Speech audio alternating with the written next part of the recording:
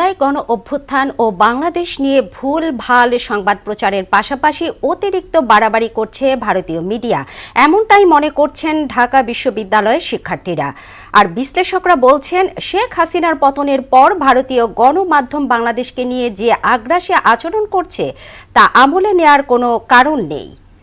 কাজী শাহরিনের বিশেষ প্রতিবেদন।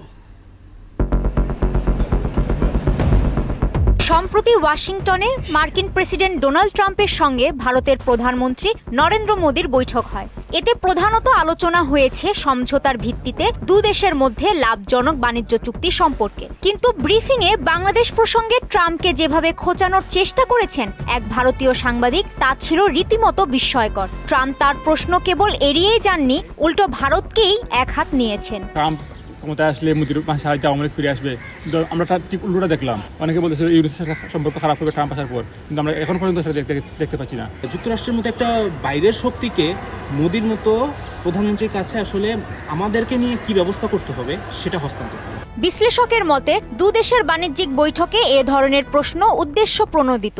সস্তার জনপ্রিয়তার জন্য ভারতীয় মিডিয়ার এমন আচরণ হাস্যকর ছাড়া কিছুই নয়। যেখানে রীতিমতো ইন্ডিয়া ইউএস এর বাইলেটারাল রিলেশনশিপ রিভাইজড হচ্ছে, এনার্জি পার্টনারশিপ, ডিফেন্স পারচেজ আর বাইলেটারাল ট্রেড নিয়ে কথা হচ্ছে, সেখানে এমন একটি প্রশ্ন কিভাবে আসে কারণ এটি একটি প্রিডিটারমাইন্ড, অপ্রাসঙ্গিক আর উদ্দেশ্য প্রণোদিত প্রশ্ন। বাংলাদেশের আগস্টের পরিবর্তনের পর থেকে ইন্ডিয়ান গদি মিডিয়ার যে ক্রেজি আচরণ, এই প্রশ্নটা তারই এক্সটেনশন। স্বৈরাচারী হাসিনার পতনে জুলাই আগস্ট গণ আন্দোলন নিয়েও মিথ্যাচার করেছে ভারতীয় গণমাধ্যম।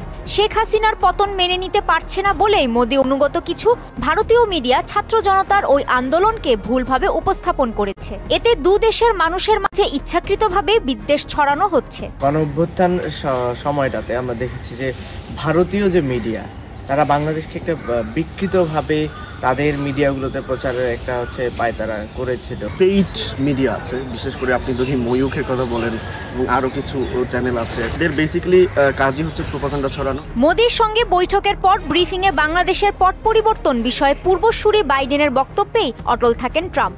ভারতীয় সাংবাদিকের এমন খুঁচিয়ে প্রশ্ন করাকে ক্লিক বাইট বলে মন্তব্য করেছেন বিশ্লেষকরা। রিপোর্টার চাচ্ছিলেন ইন্ডিয়ান গদি মিডিয়ার জন্য একটা ক্লিক বেট বের করতে, কিন্তু বাংলাদেশকে এই মুহূর্তে শুধু বিগ পাওয়ার পলিটিক্সের কনস্পিরেসি দিয়ে বুঝতে চেষ্টা করলে আপনি রিয়ালিটি বুঝতে পারবেন না। মূলত যুক্তরাষ্ট্র সফরে নরেন্দ্র মোদি যে বাণিজ্য খাতে বড় ধরনের ধাক্কা খেয়েছেন তা আড়াল করতেই বিজেপি পক্ষের মিডিয়া বাংলাদেশ প্রসঙ্গ টেনে ভারতের জনগণকে ধোঁকা দিতে চাইছে, যোগ করেন অধ্যাপক মঈনুদ্দিন।